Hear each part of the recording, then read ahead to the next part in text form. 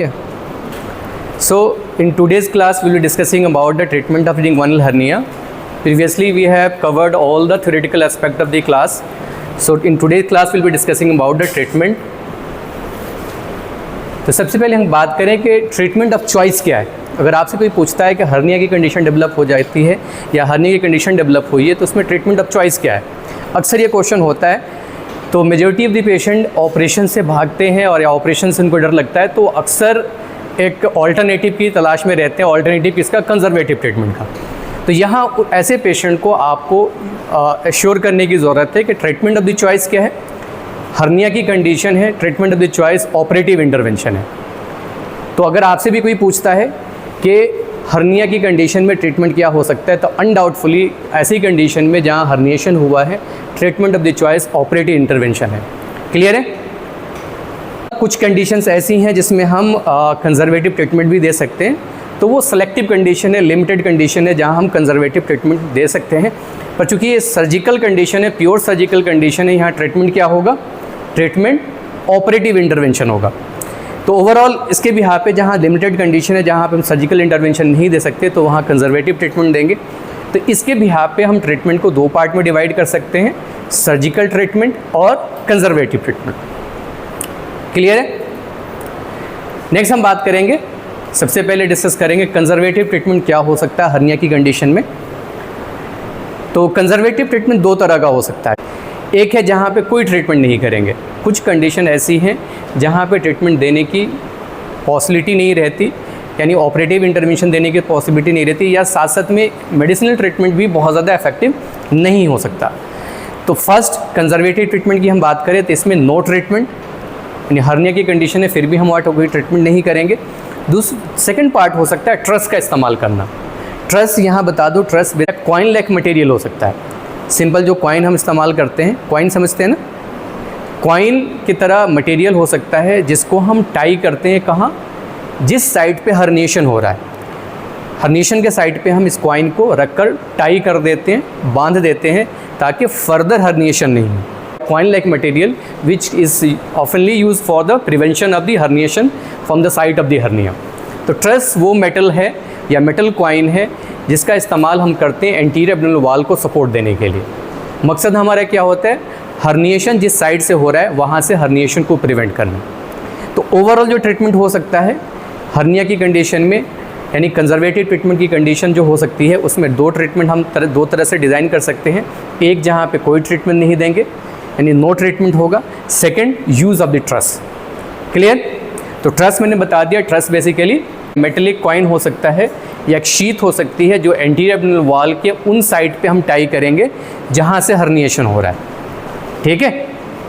यानी anterior abdominal wall की support provide करने के लिए, या एंटीरियर एब्डोमिनल वॉल जहाँ से वीक हो गई है, जहाँ से हर्निएशन हो रहा है, जिस ओपनिंग से हर्निएशन हो रहा है, उस ओपनिंग को हम क्या कर सकते हैं? उस कॉइन की मदद से सपोर्ट प्रोवाइड कर सकते हैं ताकि वहाँ से कोई हर्निएशन नहीं हो।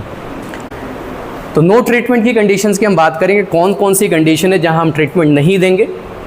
तो सबसे पहले कंडीशन है कि पेशेंट सीवियरली इल है। पेशेंट क्या है?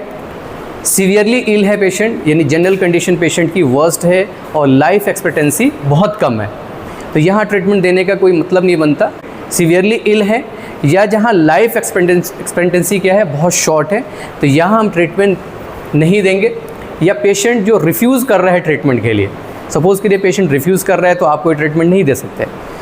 तो ये कंडीशन हो सकती है जहाँ पे कोई ट्रीटमेंट नहीं होगा। तो नो ट्रीटमेंट की इंडिकेशंस की हम बात करें, जहाँ पेशेंट सीवियरली इल है, शॉर्ट लाइफ एक्सपेक्टेंसी है, पेशेंट रिफ्यूज़ कर रहा है ट्रीटमेंट के लिए, तो ये तीन कंडीशन है जहाँ पे हम कोई भी ट्रीटमेंट नहीं देंगे। मॉडर्न एनेस्थीसिया की बात करें तो मॉडर्न एनेस्थीसिया में एडवांसमेंट इस तरह की हुई है कि कोई भी ऐसी कंडीशन नहीं है जहाँ पे हम ऑपरेटिव इंटरवेंशन या ऑपरेटिव इंटरवेंशन इस वजह से नहीं दे सकते, पेशेंट की जो कंडीशन है वो अलाउ नहीं कर रही है एनेस्थीसिया के लिए।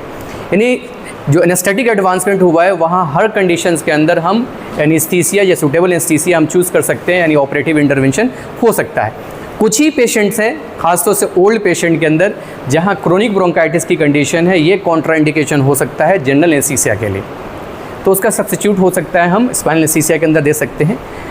तो नो ट्रीटमेंट की कंडीशन हमने डिस्कस कर ली। ओल्ड एज के अंदर ख़ास तौर से अगर क्रोनिक ब्रोंकाइटिस की कंडीशन है या ब्रोंकियल आज़मा की कंडीशन है, तो जहाँ इस तरह की कंडीशन है वहाँ उस टाइम तक जब तक वो एग्जर्वेशन है, वो सिम्टम्स बहुत ज़्यादा एक्सग्रेटेड है, वहाँ हम ऑपरेटिव इंटरवेंशन नहीं दे सकते या एनेस्थीसिया नहीं दे सकते।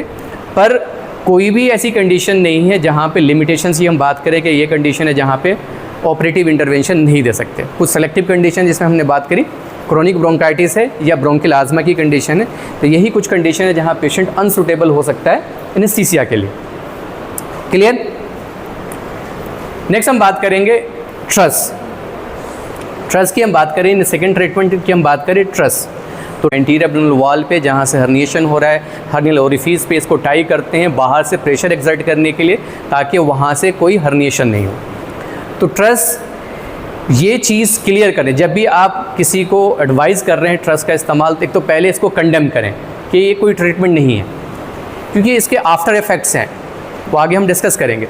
तो ट्रस को हम प्रोक्लेम नहीं कर सकते, ट्रस को ट्रीटमेंट के तौर पे इसको एक्सप्लेन नहीं कर सकते, जनरली इसको हम अवॉइड करना चाहिए। तो सबसे पहले ये ध्यान रखिए कि ट्रस कोई ट्रीटमेंट नहीं है, ये क्योर नहीं करता, ठीक है?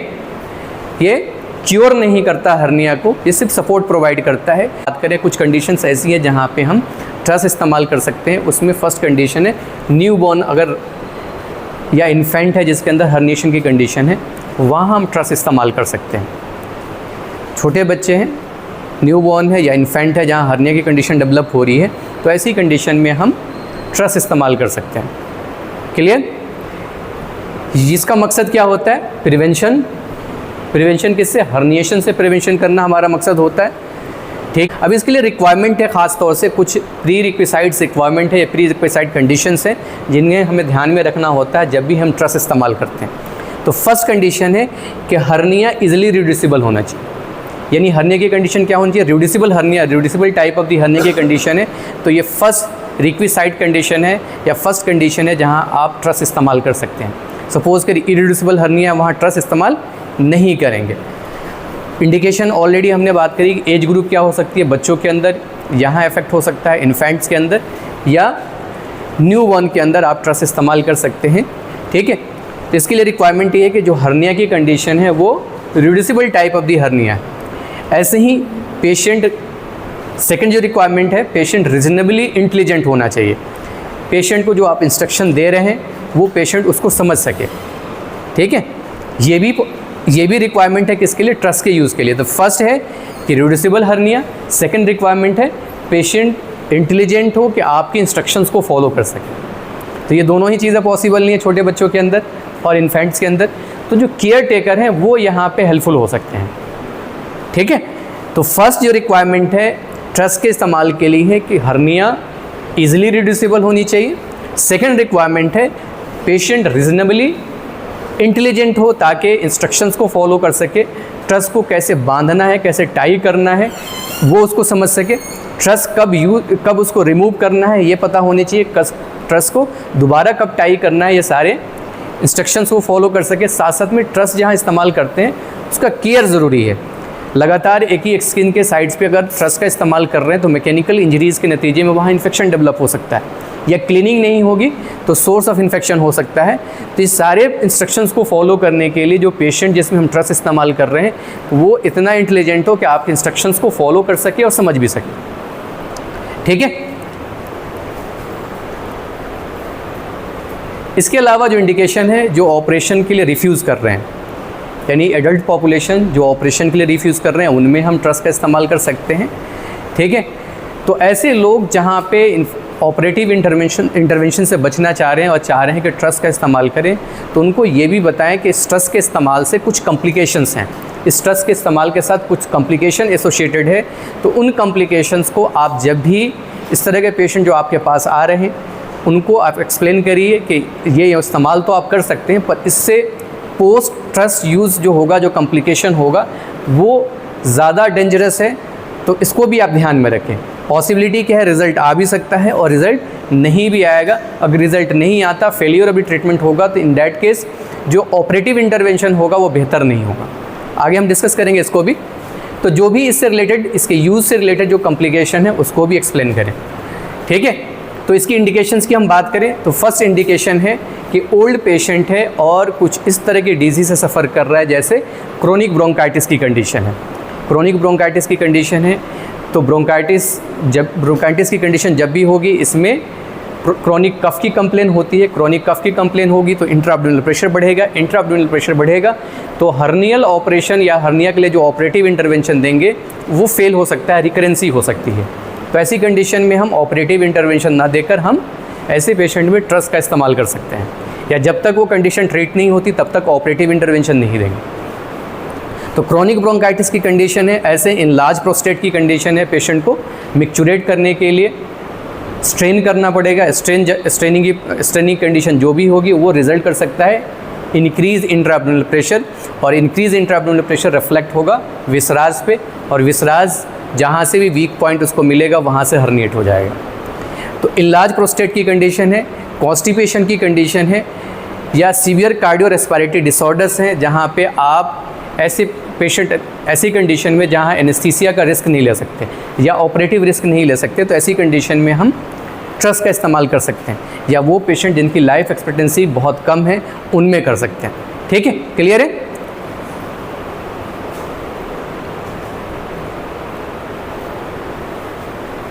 नेक्स्ट बच्चों के अंदर ख़ास तौर से अगर हम बात करें ट्रस का इस्तेमाल, अगर बच्चों के अंदर हम बात करें तो यहाँ इंडिकेशन और ख़ास तौर से इसके अगर प्रोटोकॉल्स की बात करें कि ट्रस जब इस्तेमाल करें उसका प्रोटोकॉल क्या है।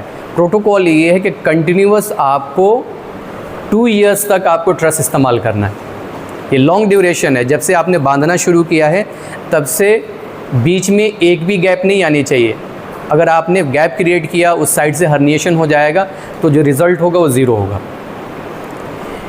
तो प्रोटोकॉल ये है कि कंटिन्यूसली आपको 2 ईयर्स तक हमें ट्रस को टाई करना है, और इस ड्यूरेशंस के बीच में, इस ड्यूरेशन में 2 ईयर्स के ड्यूरेशन में कभी भी ऐसा फेज़ नहीं है जहाँ से उस साइड से हर्निएशन हो। ठीक है। तो यहाँ हर्निया क्योर क्यों होगा? हर्निया क्योर क्यों होगा? हर्निया क्योर इस तरह से होता है, एडेजन बन जाता है जहाँ से हर्नियल ओरिफिस है, जहाँ से कंटेंट बाहर आ रहा है। तो बेसिकली क्या होगा, जब आप एक बाहर से मैकेनिकल प्रेशर डाल रहे हैं ट्रस के फॉर्म में, तो वहाँ से हर्निएशन नहीं होगा, तो जो ओपनिंग होगी वहाँ एडेजन बनेगा। एडेजन के नतीजे में ओपनिंग क्लोज हो सकती है या नैरो डाउन हो सकती है। ओपनिंग क्लोज होगी, नैरो डाउन होगी, तो फाइनली जो हर्निएशन की कंडीशन है वो ट्रीट हो जाएगी। यहाँ तो हर्निया क्योर क्यों हो रहा है ट्रस की मदद से, वो है एडहेज़न। तो अगर बीच में अगर 2 ईयर्स का जो प्रोटोकॉल है, 2 ईयर्स का ड्यूरेशन है, उसमें बीच में कभी भी हर्निएशन होगा तो जो बैंड्स बने, जो फाइबर्स डिपॉजिट हुए हैं फाइब्रोब्लास्ट के, यानी फाइब्रोसिस जो हो रही है वो फाइनली क्या होगा, वो ब्रेक हो जाएगा तो ओपनिंग दोबारा से वैसे ही हो जाएगी, यानी एडेजन ब्रेक हो जाएगा। तो जो हमारा मकसद है ट्रस के इस्तेमाल से वही है कि एडेजन फॉर्मेशन को इन्हांस करना, एडेजन फॉर्मेशंस को सपोर्ट करना। ठीक है, क्लियर है। इसमें कॉन्ट्रा इंडिकेशंस को ध्यान में रखना ज़रूरी है जब बच्चों में इस्तेमाल कर रहे हैं। तो अनडिसेंडेड टेस्टिस की कंडीशन है, तो ये बेसिकली ये कॉन्ट्रा इंडिकेशन है, ये भी ध्यान रखिए कि इसमें हम ट्रस इस्तेमाल नहीं करेंगे। तो इसके अलावा इससे पहले शुरू में इंडिकेशन जहाँ हमें डिस्कस किया, तो वो कंडीशन अगर नहीं है तो वो कंडीशन एग्जिस्ट नहीं कर रही है, तो वो कॉन्ट्रा इंडिकेशन में आएगी। जैसे इरिड्यूसिबल हर्निया है, ये कॉन्ट्रा इंडिकेशन है, यहाँ नहीं करेंगे। कोई स्ट्रेनस जॉब कर रहा है तो वो कॉन्ट्रा इंडिकेशन वाली कंडीशन है। क्रोनिक ब्रोंकाइटिस की कंडीशन है या अनडिसेंडेड टेस्टिस की कंडीशन है, तो ये कॉन्ट्रा इंडिकेशन है ट्रस के इस्तेमाल के लिए। हाइड्रोसील है, ह्यूज हाइड्रोसील है, तो ये भी कॉन्ट्रा इंडिकेशन है ट्रस के इस्तेमाल के लिए। अगर पेशेंट इंटेलिजेंट नहीं है, मेंटली रिटार्डेड पेशेंट है, तो ये भी एक रिलेटिव कॉन्ट्रा इंडिकेशन है किसके लिए, ट्रस के यूज़ के लिए। क्यों कि पोजीशन उसको नहीं पता होगा। अगर वो पेशेंट इंटेलिजेंट नहीं है, वो इंस्ट्रक्शंस को फॉलो नहीं कर सकता, तो उसको ये नहीं पता होगा कि हमें ट्रस को कहाँ बांधना है, उसकी पोजीशन क्या है। और क्लीनिंग का एक ख़ास तौर से मैंने बताया था कि इशू आता है कि अगर लगातार पूरे दिन आप ट्रस को बांध के रखते हैं तो वहाँ स्वेटिंग भी होगी। स्वेटिंग रिज़ल्ट कर सकता है मल्टीपल टाइप ऑफ इन्फेक्शन के नतीजे में। तो क्लीनिंग, सपोज़ करिए पेशेंट नहा रहा है तब भी ट्रस बंधा हुआ है, तो वहाँ certain amount of weight area रहेगा जो इन्फेक्शन को इन्वाइट कर सकता है। तो अगर पेशेंट इंटेलिजेंट नहीं है तो इस इंस्ट्रक्शन को फॉलो नहीं कर पाएगा, पर्सनल हाइजीन पे ध्यान नहीं दे सकता। तो ये भी रिलेटिव कॉन्ट्रा इंडिकेशन है ट्रस के इस्तेमाल के लिए। अब मोड ऑफ एक्शंस की हम बात करें, अल्दो हमने डिस्कस कर लिया कि ट्रस कैसे क्योर करता है, कैसे ट्रीट करता है हर्निया को, तो उसका जो मोड ऑफ मैकेनिज़्म जो हमने डिस्कस किया था, मोड ऑफ एक्शन जो डिस्कस किया था, वो था एडेजन का फॉर्म होना। ठीक है, तो अगर मोड ऑफ एक्शंस की हम बात करें, इसमें बेसिकली हम ट्रस को हम बाहर की तरफ एंटीरियर वॉल पे हम एक थ्रेड की मदद से या एक बैंडेज की मदद से ट्रस को हम टाई कर देते हैं। वो एंटीरियर वॉल को कंप्रेस करेगा पोस्टीरियर वॉल के अगेंस्ट, यानी एक प्रेशर पड़ेगा, और ख़ास तौर से हम प्रेस करते हैं डीप इंग्वानल रिंग के साइड पे या सुपरफिशियल इंग्वानल रिंग के साइड। बच्चों के अंदर सुपरफिशियल और डीप सुपरिम्पोज होता है, तो आप वहीं डीप इंग्वानल रिंग के साइड पे करेंगे। तो डीप इंग्वानल रिंग के अलोंग आप एक मैकेनिकल प्रेशर डाल रहे हैं ट्रस के फॉर्म में, तो ये बेसिकली प्रिवेंट करेगा हर्नियल ओरिफिस से हर्निएशन को, और फाइनली वहाँ पे एडेजन बन जाएगा। अब इसके डेंजर्स, जैसे शुरू में हमने डिस्कस किया कि इसके यूज़ को हमें कंडेम्ड करना है, इसको हमें प्रोक्लेम्ड नहीं करना, इसके यूज़ को हमें पब्लिक में नहीं, पब्लिक की जो अंडरस्टैंडिंग है ट्रस के इस्तेमाल से, हमें उनको डीमोटिवेट करने की ज़रूरत है कि ट्रस आप इस्तेमाल नहीं करें। ठीक है, तो इसके डेंजर्स क्या हैं उसको ध्यान में रखना ज़रूरी है। तो पहला है कि इसे हमें कंडेम्ड करना है, इसके प्रैक्टिस को कंडेम्ड करना है कि ट्रस इस्तेमाल करना बेहतर नहीं है। तो क्यों बेहतर नहीं है ये जानना ज़रूरी है। जब तक आप किसी चीज़ को कंडेम्ड कर रहे हैं, उसके कंडेम्ड करने के पीछे रीज़न क्या है अगर आप नहीं समझते, तो उसको कंडेम्ड क्यों कर रहे हैं ये आप नहीं बता सकते। तो जानना ज़रूरी है। पहला ये है कि प्रेशर एट्रोफी होगा, यानी बाहर से मैकेनिकल प्रेशर डाल रहे हो, तो जो मसल जिस साइड पे हम ट्रस इस्तेमाल करेंगे वो बाहर से प्रेशर एग्जर्ट करेगा। बाहर से प्रेशर एग्जर्ट होने के नतीजे में मसल पे कंटिन्यूस प्रेशर पड़ेगा, तो वो मसल्स क्या होगी, एट्रोफिड हो जाएगी। यानी एंटीरियर एब्डोमिनल वॉल की जो मसल्स, जो खासतौर से इंग्वानल एरिया की मसल्स की हम बात करें, तो बाहर से प्रेशर लगने की वजह से इंग्वानल एरिया की जो मसल्स हैं वो एट्रोफिड हो जाएंगी, एट्रोफिड होंगी। तो ऐसी कंडीशन में जब हम ये ट्रीटमेंट अगर फेल कर जाता है, ट्रस के यूज़ से जो हमें रिज़ल्ट एक्सपेक्टेड है वो नहीं मिलता, तो नेक्स्ट हम ऑपरेटिव इंटरवेंशन के लिए जाएंगे। तो एट्रोफिड मसल्स के साथ जब ऑपरेटिव इंटरवेंशन देंगे तो रिज़ल्ट वो नहीं होगा जहाँ हेल्दी कंडीशन में हो सकता था। ठीक है, मसल मास वहाँ नहीं है, तो रिकरेंसी के चांसेस ज़्यादा हैं, और जो स्ट्रेंथ हमें रिगेन होना चाहिए पोस्ट ऑपरेशन वो नहीं होगा। तो प्रेशर एट्रोफी होगी इंग्वानल एरिया के अंदर। ठीक है, इसके अलावा चांसेस ऑफ सक्सेसफुल ऑपरेशन जो लेटर फेज़ में होगा इसी वजह से कम हो जाएगा। मैंने बता दिया क्यों सक्सेसफुल, जो सक्सेस रेट जो होगा सफ़र होगा, वो क्यों होगा कि मसल्स की एट्रोफी हो रही है। ठीक है, अगर इम्प्रॉपर यूज़ कर रहे हैं और इंटेस्टीन एज ए कंटेंट है तो वो ऑब्स्ट्रक्शन में रिज़ल्ट कर सकता है। इंटेस्टीन एज ए कंटेंट है और आपने ट्रस को इम्प्रॉपर इस्तेमाल कर रहे हैं, प्रोट्रूजन हुआ है, रिड्यूस नहीं किया और उसी पे ट्रस को आपने टाई कर दिया, तो मैकेनिकल प्रेशर्स की वजह से वहाँ ऑब्स्ट्रक्शन डेवलप हो सकता है। तो ऑब्स्ट्रक्शन डेवलप हो सकता है या स्ट्रैंगुलेशन हो सकता है। तो इम्प्रॉपर यूज़ ऑफ ट्रस के नतीजे में ऑब्स्ट्रक्शन डेवलप हो सकता है या स्ट्रैंगुलेशन की कंडीशन डेवलप हो सकती है। ठीक है,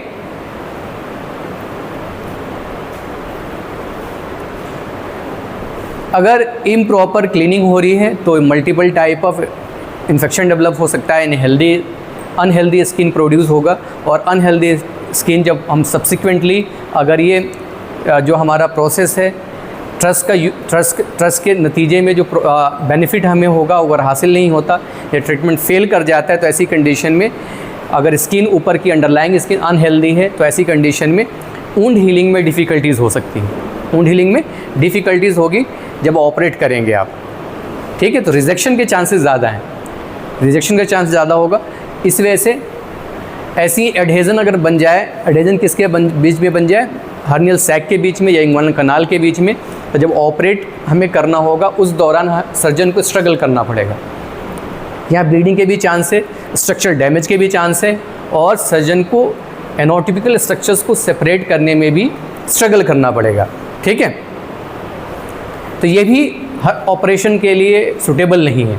ठीक है, चांसेस ऑफ स्ट्रैंगुलेशन ऑलरेडी हमने डिस्कस कर लिया है। मेथड ऑफ यूज़ यही है कि हम पेशेंट को लाई डाउन पोजीशन में रखते हैं, लाई डाउन पोजीशन में ही ट्रस को अप्लाई करेंगे। ठीक है, ट्रस को अप्लाई करने के बाद अगर हम बात करें कि through out the day truss को बांधे हुए रखना पड़ेगा एक्सेप्ट नाइट। और इसमें कंडीशन ये है कि जब आप सुबह उठ रहे हो तो बेड से नीचे आने से पहले या उठने से पहले ट्रस को दोबारा बांधना पड़ेगा। तो ये बहुत कॉम्प्लिकेटेड है, सपोज़ करिए आपने ध्यान नहीं दिया और अचानक से खड़े हो गए, इंट्राअब्डोमिनल प्रेशर बढ़ेगा, उसके नतीजे में फाइनली हर्निएशन हो जाएगा। तो ये भी ध्यान रखने की ज़रूरत है कि इसको हमें कंटिन्यूसली इस्तेमाल करने हैं। आप नाइट में अगर इसको हटा रहे हैं तो सुबह उठने से पहले आपको दोबारा से ट्रस को बांधना है, तभी इसकी एफिकेसी जो आप एक्सपेक्ट कर रहे हैं तभी वो गेन हो सकता है।